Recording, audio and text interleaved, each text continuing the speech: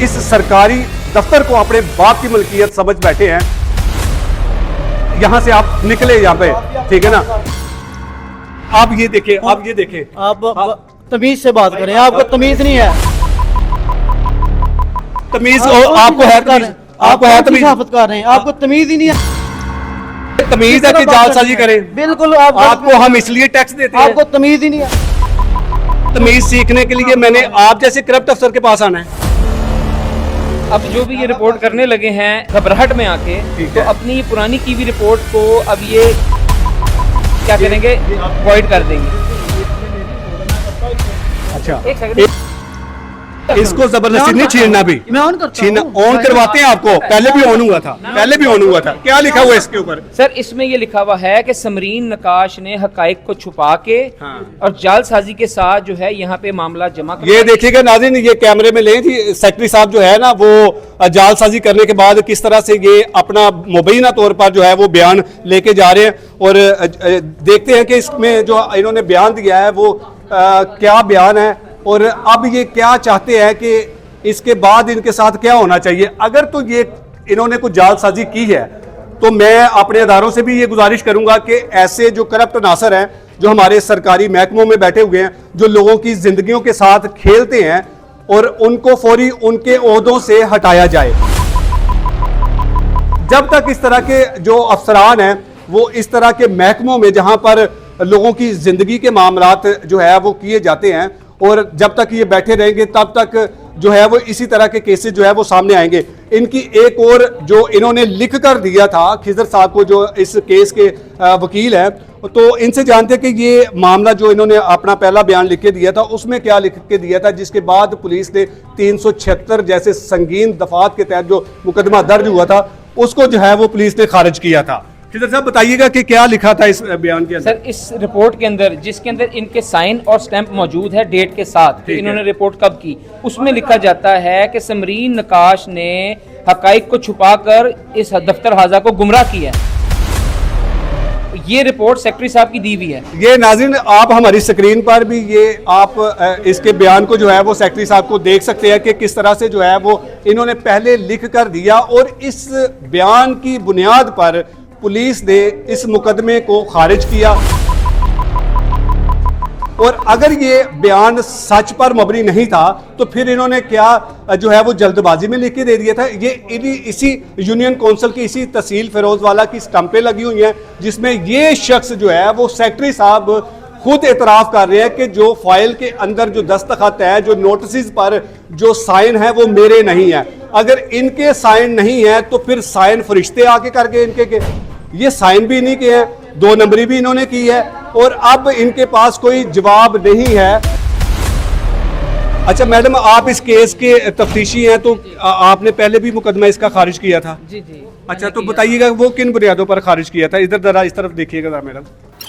अच्छा, लाइट है, और ये देखिए नाज़रीन कैसी बात है, अपना चेहरा छुपाने के लिए ये आपके और मेरे टैक्स पर चलने वाली जो लाइटें हैं उसको बंद किया हुआ था कि इस राशि का जो चेहरा है वो सामने ना आए। मैडम, आपने जो इनका 376 का मुकदमा जो खारिज किया था वो किन बुनियादों पर किया था? अस्सलाम वालेकुम। इसने कहा था कि जो है ना ये जाली है कागज, ये देखिए इसके ऊपर इसने रिपोर्ट हमें करके दिया, ठीक है। और फिर हम लोगों ने ना इसे एक वो लिया है, जो ये इधर क्या है, जो नोटिस होते हैं, हाँ, जो नोटिस, उसके पीछे एक स्टैंप लगी होती है पोस्ट ऑफिस की। ठीक है। जब हम लोगों ने उसको, तो वो 30 अक्टूबर 31 अक्टूबर तरह निकली है, ठीक है। फिर हम लोगों ने जब देखा कि वो गैर मुसर तलाक निकली है, ठीक है, उस बेस पे हम लोगों ने जो है पर्चा खारिज कर दिया। लेकिन अब इसके पास जो असल हम लोगों ने आके दोबारा देखी है इसकी जो फाइल है, इसने वो जो कागज थे ना वो उधर से निकाल के तो दोबारा अपने हाथ से लिख के, तो उसके पीछे कोई स्टैंप नहीं लगी हुई, मतलब सेंड करने की स्टैंप इसने गायब कर दिया। तो कह रहा है कि 2 दिन 3 दिन ठहर जाए, मुझे टाइम दे। अच्छा। मैंने कहा हमारे पास टाइम नहीं है, हमारे पीछे जो है ना उस बीबी ने जगह जगह हमारे खिलाफ इंक्वायरियां लगाई हुई हैं कि इसने 70,000 रुपया लिया, इतना लिया। हालांकि उसने मुझे मैसेज किया है कि मैं दुबई जाके आपको 1 लाख सेंड करूंगी। तो आपने मेरे मियाँ के खिलाफ जो है ना कि ऐसी रिपोर्ट बनानी है कि ये बाहर ना 25 साल निकले। मैंने आगे से लिखा, मेरे पास अभी वो सबूत है, मैं बताती हूँ। मैंने कहा कि मुझे पैसे नहीं चाहिए, आपका जो पर्चा वो जो केस है वो मेरिट पे खर्च होगा, ठीक है। एक इसका वो जो है ना, इसका बाप तो ही निर सालत में जो है ना, हाँ बिल्कुल हुआ है जो वो जेल की सजा काट रहा है। काट है या जो सजाए में जो भी, फिर कहती है किसी ऑफिसर के पास जाके आपने ये नहीं बोलना कि मेरे बाप ने तो ही निरसालत की है। मैंने कहा मैं नहीं बोलती, मुझे क्या जरूरत है। मेरे पास अभी वो मैसेज भी हैं और इसका वो जो है ना, और फिर इसने ऐसा किया अपने सारे जितने भी वो मैसेज है वो डिलीट कर दिए हैं और मेरे पास है। और अब जगह जगह जाके कह रही है कि एक मेरी बहन गवाह है जो समरीन नाम उसका मुझे अब पता चला है, और एक बंदा जो है ना लतीफ का नाम ले रही है, और लतीफ मैंने कसम उठा के कहती मैंने देखा भी नहीं। अच्छा मैम मुझे ये बताइए कि इस तरह के जो 376 के जो एंटी रेप एक्ट के तहत जो इस तरह की खवातीन अपने ज़ाती मकासद हासिल करने के लिए मुकदमा दर्ज करवाती हैं, उनके खिलाफ कुछ सख्त सा मैसेज या कोई पैगाम आप देना चाहें ताकि बाज़ जो इस तरह की खवातीन सोचती हैं कि जी हमने अपने ज़ाती मकसद हासिल करने के लिए, अब ये काफ़ी पर्चे कम हो गए हैं क्योंकि इनके खिलाफ अब एंटी रेप का जो है ना कि एक्ट के वो आ गया, अब इनके खिलाफ पर्चे हो रहे हैं। तो अब आपने भी जालसाजी का मुकदमा आपकी मुद्दत में दर्ज हुआ है। अच्छा, तो इस सेक्रेटरी के खिलाफ भी आप देखेंगे कि जी इसकी भी जगह बनती है इस मुकदमे में कि किस तरह से इसने जालसाजी की है? अगर ये नहीं बाज आएगा तो इसने अब 2 दिन का टाइम लिया, ठीक है, यही ले बहाने का रहा है इसने अब ना वो कोई स्टेप जो है ना कि बना लेगा इसी तरीके से, या उस उन डेटों की निकाल के उस पे कुछ ना कुछ लेके ना ये पीछे लगा लेगा। अगर देखे इतने दिनों का वो अभी तक इसने सेंड किया स्टैंप, क्यों नहीं इसके पीछे लगाई? बाकी हम लोगों ने इसकी सारी फाइलें चेक की हैं, उनके पीछे इसने सारा कुछ जो है लगाया हुआ है। बाकी फाइलों के पीछे वो स्टैंप लग सकती है तो उसी फाइल के पीछे क्यों नहीं लग सकती? और देखें जो हमारे पास आई है वो ओरिजिनल थी, अब इसने उसको मिसप्लेस किया। ये देखें नोट्स लगाए हैं, ठीक है। फिर उनके पीछे एक स्टैंप होती है जो भेजने की होती है या जो भी रिसीव होती है वो ये वाली, ठीक है। अब इसके पास जो है वो नहीं है ये वाली। अच्छा। अब नहीं, अब साफ पेज है। मैंने कहा वो किधर है? वो कह रहा है कि वो 2 दिन बाद आ जाएगी। अच्छा। मैंने कहा 2 दिन बाद क्यों नहीं आ जाएगी? इतने महीनों की अभी तक क्यों नहीं आई? ठीक है ना। फिर हम लोगों ने ये एक नंबर होता है, इस पे हम लोगों ने जब ट्रैकिंग की 30 अक्टूबर, 31 अक्टूबर और 1 नवंबर और 4 नवंबर, बिल्कुल ठीक है।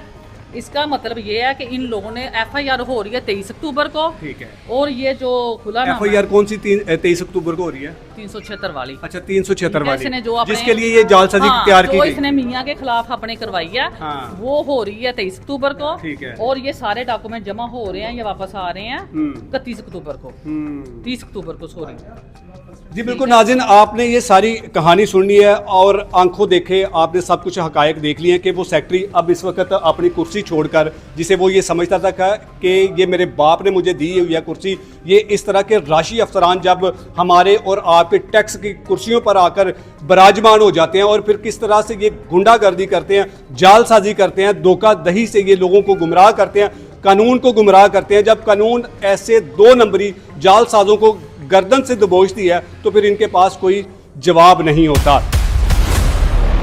मैडम साइमा ने तमाम हकायक दिखाए। अब इनको ये कहा जा रहा था कि हमारे साथ 2-3 दिन का हमें टाइम दे, हमारे साथ बैठ के जो है वो मामले को हम सुलझा लेते हैं, और इस तरह के मामलात को सुलझाने का मकसद यकीनन आप समझते होंगे। इसने बोला, इसने कहा कि कोई दरमियानी रास्ता। किसने बोला? ये यूनियन काउंसिल सेक्रेटरी ने। अच्छा, ये सेक्रेटरी ने कहा दरमियानी रास्ता मैडम इख्तियार कर लें क्योंकि। अच्छा जी, क्या आप क्या कह रहे थे जी? मुझे ये नहीं पता कि कौन सा केस है, लेकिन मैं अपने काम आया था। मैडम को वो कह रहे थे कि बीच का रास्ता, मैडम कह रही थी बीच का रास्ता कौन सा? मैं अपने ये सेक्रेटरी उसामा कह रहा था जी। मैडम ने आगे से ना फौरन जवाब दिया कि नो। अच्छा। मैं अपने गले का फंदा बना लूं। ये बीच का रास्ता कौन सा होता है? ये अब उसको पता होगा ना, लेकिन मैडम ने इनकार कर दिया कि मैं अपने बीवी को भी बचाना है। अच्छा। तो आप अपने आप को बचाएं और मर्द का भी जो उसका निकाला अपने बाहर वो जो सॉरी निकाश जो है ना उसको भी बचा लेते हैं। मैंने कहा नहीं, ये सेक्रेटरी कह रहा है। हाँ, मैंने कहा मेरिट पे खर्च होगा, मेरिट पे सारा काम होगा। हम लोग ऐसे नहीं करते कि दोनों पार्टियों को जो है ना कि हम लोग खुश कर सके, क्योंकि एक पार्टी ने तो हमसे नाराज होना ही होना। बिल्कुल बिल्कुल। हाँ, कहता वो आपके खिलाफ बहुत आगे, वो मुझे पता जा रही है, जगह जगह उसने मेरी इंक्वायरियां लगवाई हुई हैं, और क्योंकि आपने मेरिट पर जो काम किया ना। और इसके साथ जो है ना इसका मनीर है कोई एंटी करप्शन का। अच्छा, उसके बारे में भी मैंने पता करवाया, वो क्लर्क है वहाँ पे। हाँ, लेकिन वो कह रहा मैं ASI हूँ। उसने मुझे कहा था कि मैडम आप काम करें, मेरी तरफ से आपको ठंडी हवाएं आएंगी, लेकिन ठंडी हवा ये है कि पर्चा खर्च होगा और वो मुझे अब एंटी करप्शन में भी मुझे जलील कर रहे हैं वो लोग। नाज़रीन ये देखें, ये हमारी बहन ने जब मेरिट पर एक फैसला किया है, केस को जो है वो इन्वेस्टिगेट किया, उसको न सिर्फ खारिज किया बल्कि जो जालसाज हैं उनके खिलाफ मुकदमा अपनी मुद्दत में दर्ज किया। अब इस मेरी बहन के खिलाफ जो है वो खातून जिसने बहुत सारे जो है वो इंटरव्यूज़ में इल्ज़ाम भी लगाए, लेकिन उसके पास कोई सबूत नहीं है कि इन्होंने उसके साथ कुछ साजबाज की हो। अगर इन्होंने उसके साथ कुछ साजबाज की होती तो फिर उनका मुकदमा क्यों खारिज करती? तो क्या ऐसे राशि अफसरान को शर्म नहीं आएगी कि हम किस गलीज औरत का जो है वो साथ दे रहे हैं और इनको बिल्कुल नहीं अंदाजा होता कि ये क्रिमिनल रिकॉर्ड है जो इसने पर्चे करवाए हुए हैं, ये आदि है। ये उसने समरीन ने करवाए हुए हैं? हाँ ये देखिए, ये प्रोफेशनल औरत है और इसको आप पता है, कहती जो मेरे जो पुलिस वाले हैं हाँ। एसएसपी से ऊपर या एसपी से तो मेरा जो है ना वो ही आपके जो है ना मसलन के हक में है, बाकी सारा निचला जो अमला वो मेरे साथ चैट में है, मेरे साथ चैट करता है और मेरे साथ लगा। मैंने कहा हमारे पुलिस वाले ऐसे नहीं है, ठीक है। कहती मैं उनकी मुखबर रही हूँ और मेरा जितना मेरा उनके साथ वास्ता आपका नहीं है। जी बिल्कुल नाज़रीन, आपने उस खातून का भी मौक़िफ़ सुना, उसके खावंद का भी मौक़िफ़ सुना और इस राशि और करप्ट सेक्रेटरी का भी मौक़िफ़ आपने सुन लिया। फैसला आपने करना है। इजाज़त चाहूँगा, अल्लाह ने के बाद।